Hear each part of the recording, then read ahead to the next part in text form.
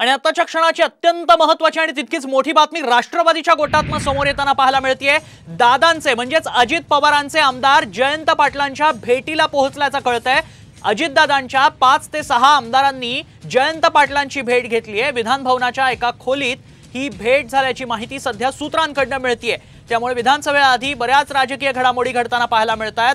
त्यातलीच आणखी एक अतिशय महत्त्वाची घडामोड म्हणावी लागेल। साम टीव्हीवर सगळ्यात आधी ही बातमी आपण बघतोय। आत्ताच्या क्षणाची अत्यंत मोठी बातमी राजकीय वर्तुळातनं दादांचे म्हणजेच अजितदादांचे आमदार जयंत पाटलांच्या भेटीला पोहोचलेत।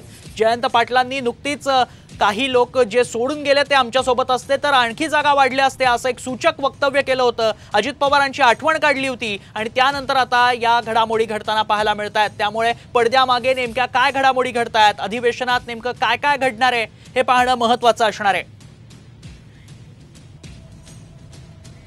अधिक माहिती जाणून घेणार आहोत। आमचे प्रतिनिधी सुनील काळे सध्या आपल्या संपर्कात आहेत। सुनील, काय अधिक तपशील, कधी झाली आहे ही भेट आणि नेमके कोण कोण होते आमदार त्याबाबत काही माहिती मिळाली आहे?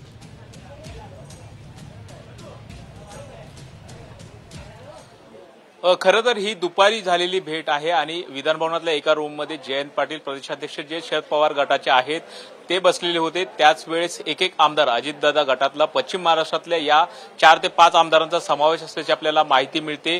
त्यांनी खाजगीरित्या यांची नावं जी आहेत ती उघड करण्यास नकार दिलाय। पण ज्यावेळेस उद्या अर्थसंकल्प होईल त्यानंतर जे राजकीय समीकरण बदलेल त्यानंतर कदाचित हे आमदार शरद पवार गटात आल्याचं आपल्याला पाहायला मिळतंय। कारण की गेल्या काही दिवसापासून सातत्यानं सांगितलं जातं की अजित पवार गटातल्या काही आमदारांकडून शरद पवार गटातल्या आमदार नेत्यांना संपर्क केला जातोय आणि त्याच पार्श्वभूमीवर अशा पद्धतीने ही भेट होताना दिसत आहेत। आणि या आमदारांनी इच्छा सुद्धा व्यक्त केली की ज्यावेळेस निधी आणि जो अर्थसंकल्पातून जो निधी आहे तो मिळवून दिल्यानंतर अशा पद्धतीने प्रवेश होऊ शकतो।